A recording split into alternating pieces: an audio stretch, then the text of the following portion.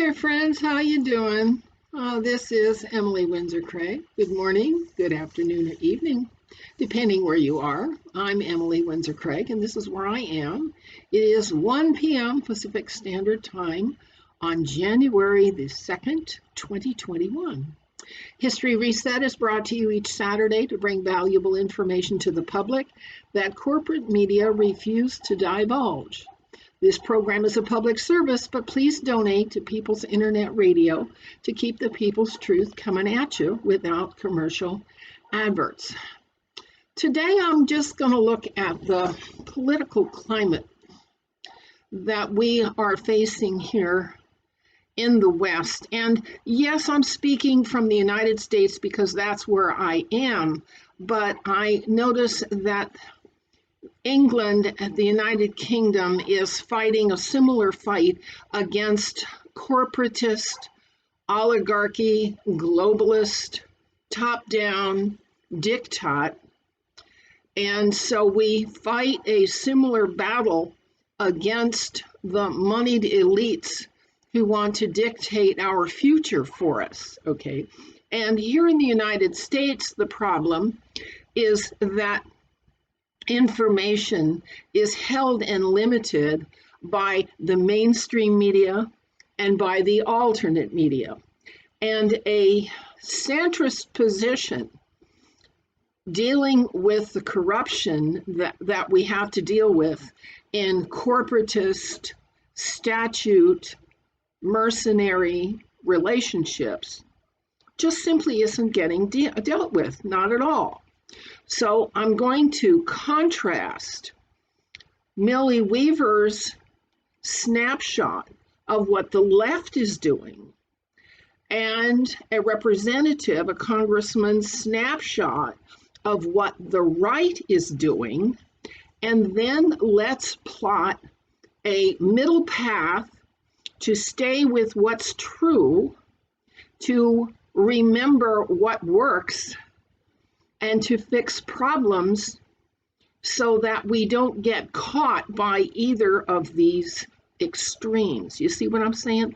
Let's start with the threat from the left because that's the most ominous at the moment. Just prior to the election, Millie Weaver sent out a warning. People scrambling for the truth confront danger on the left and on the right. Our undercover inside the Sunrise Movement was able to obtain exclusive video footage inside Zoom chats where Shutdown DC, BLM, and other leftist organizations are coordinating a multi-level coup action exercise utilizing insider help from Democrat Party members as well as federal employees and intelligence contractors. I'm a management and programs analyst. I work in the national security community. I spent 3.5 years as a contractor at DHS HQ. If you read the mainstream press, like they all have Signal accounts, text them, leak everything you can. The journalists I've dealt with have been super ethical in ways to shield me, to be the source of the leaks. Groups on the outside being able to show solidarity with federal workers.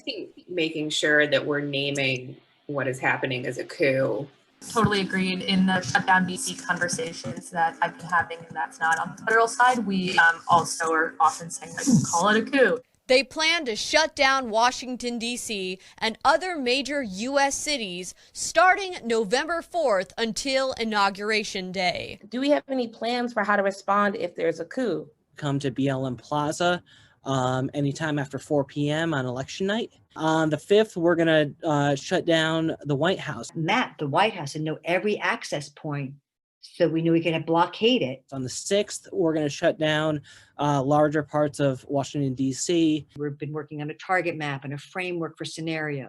So where are all the police stations? Where are all the key government buildings? Who are the Trump boosters? Members of Congress that are coming in, we're going to meet them at the airports or at Union Station and send them back to where they came from until we deal with the situation that we're in. We are going to be in a crisis, but we want it to be one that we are creating. Whoever's got the guns can win. Let's take over the buildings. If there are people that are willing to do that, we should support them. Get ready to shut your city down on the 4th or the 5th. Regardless of who wins, the left plans to take over. Okay, now you see what we in the United States are dealing with, this deep state, because the deep state spills over into non-governmental organizations that are sponsored and funded by George Soros that appear to be independent organizations, but they're all really hooked in to the Marxists of the Democratic Party. All right. Okay, let's leave them aside over here on the left. And let's look at the climate. Congressman Matt Gaetz speaks to us about what the neocons' mission statement appears to be, and what I have to agree that Representative Gaetz is speaking of, because I have witnessed the neocon thrust, the serial wars profiteering thrust of the neocon, the PNAC. Remember PNAC? Yeah, let me remind you who's in PNAC and who's still trying to overwhelm the world with a mercenary right-wing imperialist push for power that the United States, the people who live and work in the United States, just really don't need. We don't need to conquer the world. We don't need to boss everybody else around. But I think Congressman Gaetz says it better than I do. Here you go. And PNAC, who do we have here? Biden, Kerry, Rumsfeld, Bush, Cheney, Obama, Clinton, Crystal, and Bolton. Still hanging around. Now that the Republican Party is obstructing the president, we see that the neocons and the RINOs are behind the collusion. And if you don't believe America is precious, unique in all of human history, then you can be seduced into thinking that it can be replicated anywhere, but it cannot. Bush, Obama, Cheney, Hillary, Cheney again. They all believe that you can build American-style democracies out of sand and blood and Arab militias in the Middle East. You see, the neocons in both parties have convinced themselves that just beyond the tenure of every despot dictator in the Middle East lies an American democracy, just waiting to inspire Lee Greenwood to write, "God bless whereveristan."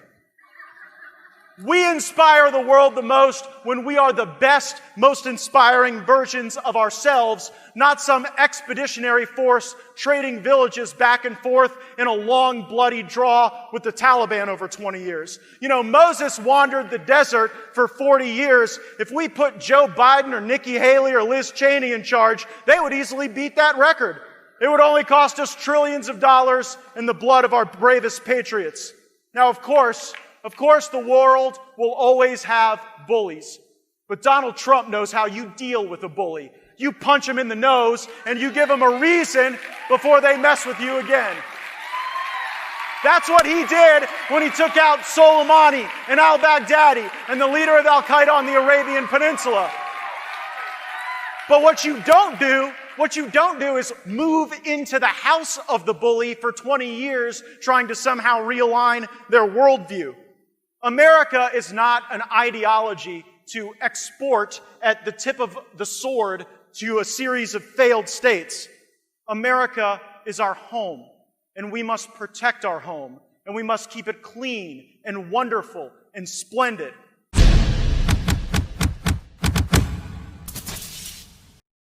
Okay, so now what do we do? What are our options? Okay, so where are we? Well, we have a Senate Majority Leader who allows and permits a bill that supposedly is a stimulus bill to help the United States recover from the COVID-19 pandemic, but which in fact gives a pittance to the American people, nothing to small business, and sends gobs of money out overseas as if we're trying to win the votes of the Pakistani gender studies, and $2 billion to Bill Gaetz' eugenics genocide programs all over the world. Now, Representative Gaetz makes the point that if our country is to persist and endure, we have to take care of ourselves. We have to be merciful and compassionate upon our own workers. We can't just treat our workers the way China treats their workers, all right? But that's the globalist view, that workers are consumable products, chattel cattle, and that workers need to be manipulated and dominated and pushed into actions and choices and consent to policies that are basically harmful. Not a good idea if we want to persist as a place for our families to live and thrive into the future. So my idea is to create a centrist point of view that says, if this country is going to be good in the world, we have to role model being good in and among ourselves. We have to take care of our poor and our sick and our children. And we have to teach the younger generations what is true. We cannot get by allowing foreign corporations to pay and fund academia and education to teach Marxist. The Marxist philosophy is this: if you want something, ask and beg and beg and beg and need it. Okay, that's they take according to your abilities, but they give according to what you beg for. Okay, that's not the way of the United States. In the United States, we are all encouraged to be workers, to be productive, to be industrious, to do things that are good for people, for each other, and for the world, okay? So we need to focus back on what is going to be required to do good for our country so that our country can stand as a role model for somebody else, okay? And that means we have to protect our borders. We have to basically catch the judiciary and the political operatives who are operating from treachery, protection rackets, divide and conquer. I believe that President Trump is in the process of getting all of the ducks in a row so that he can prosecute the extremes of the extreme factions for treason, because both the left Marxists and the right imperialists are treading on the territory of treason.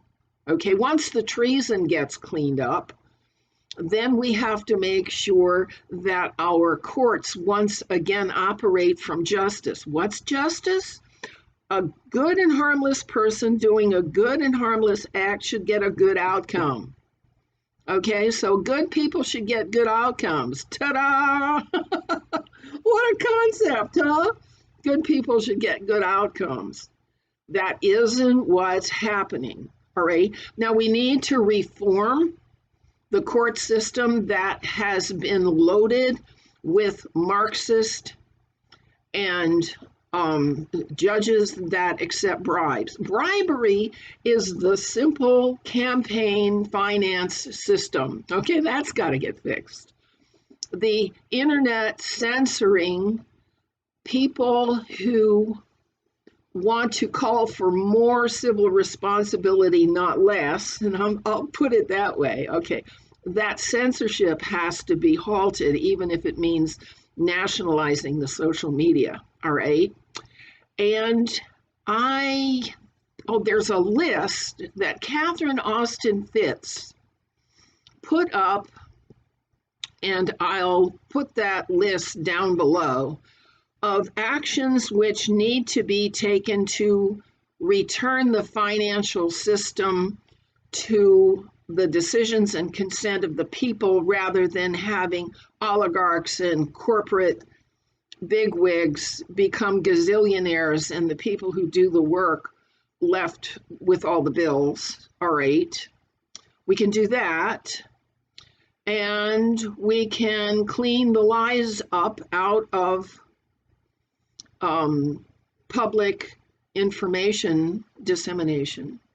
For instance, the mainstream media has been propagating propaganda, much like the practice of Pravda in the 1950s. And that's why, we old folks don't fall for the mainstream media bullshit, because we saw Pravda do this in the Soviet Union a half a century ago. Same old stuff. They make up a reality and they try to ram it down our throats. Well, that's got to get fixed. And the church has got to get fixed. The church is no longer operating from the limits and boundaries of the teaching of Jesus Christ. It has adopted the political correctness of the globalist movement. So many of the sects and denominations of the church, both Catholic and Protestant, have to fess up to the fact that they're pleasing and paying Caesar and not paying what belongs to God. All right. And so a centrist movement needs to be established. Now, I don't know what to call it.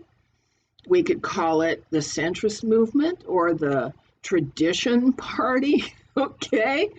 But not conservative, because that has too many trappings left over from the past. There are too many neocons calling themselves conservatives. See what I'm saying? All right? And so we have some work to do to grow the alternative media into a third-party centrist movement that utilizes the lawful and civic methods and processes that are already in place based in the Constitution, and correct wherever there is corruption, correct wherever there is bribery, correct wherever the financial system has hit its mathematical limit. All right, correct that. And then I think we need to look really hard at the medical system that we have, which is based on sorcery, druggery, and extreme procedures, the visits, procedures, tests, and prescriptions. None of that is natural or gentle. None of that is gentle. And it all has a high price tag, right? Big Pharma has made inroads into the whole topic of health that belie principles of balance and nutrition and the sanctity of life. Between Big Pharma and their glyphosate chemicals that dehydrate the body cells, and the 5G that dehydrates the body cells, and the pollutants in food that make people blow up like balloons, we're not very healthy people anymore. And that needs to be looked at, all right? And our children are not healthy, and our children are taught Marxist doctrine called Common Core Curriculum. That needs to be looked at. There's a lot that needs to be looked at that mainstream media,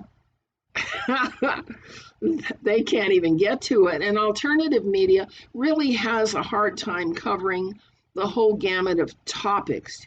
Mike Adams over at Natural News covers many of these topics, but I noticed that Bright Eon, his archive of good videos, is blocked everywhere.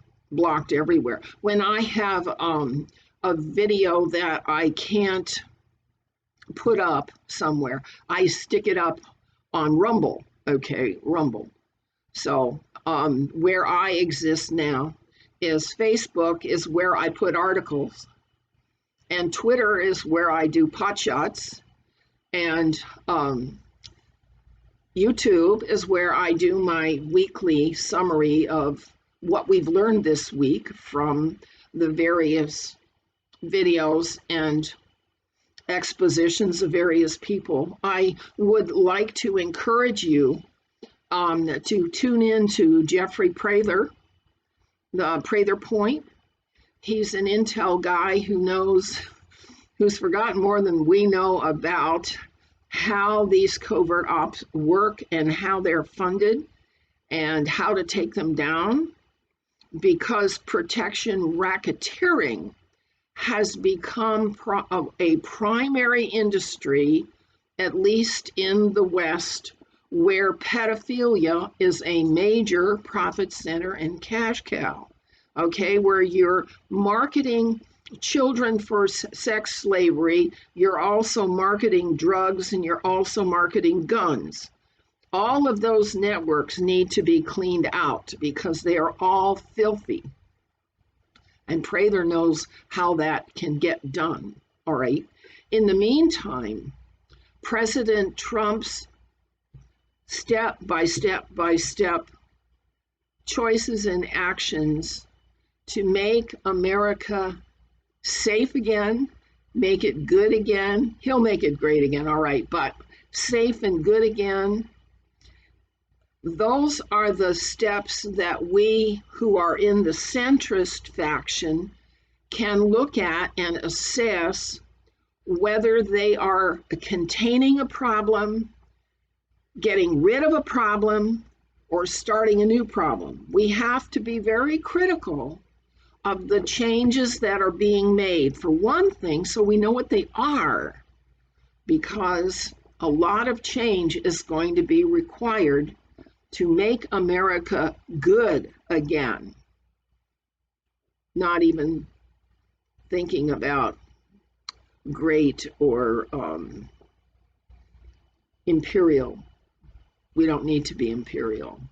We just need to get along and bring our problems into submission and correction so that we don't experience the humiliation of absolute defeat, which is where we're going if we take the Marxist route.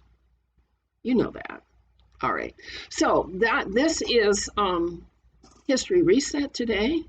I hope I've shown you that the left's methods are destructive and the right's methods are tricky, and we must be on the ball to find a central path to making America good again. This has been Emily Craig, and it's History Reset. Thank you. Bye-bye.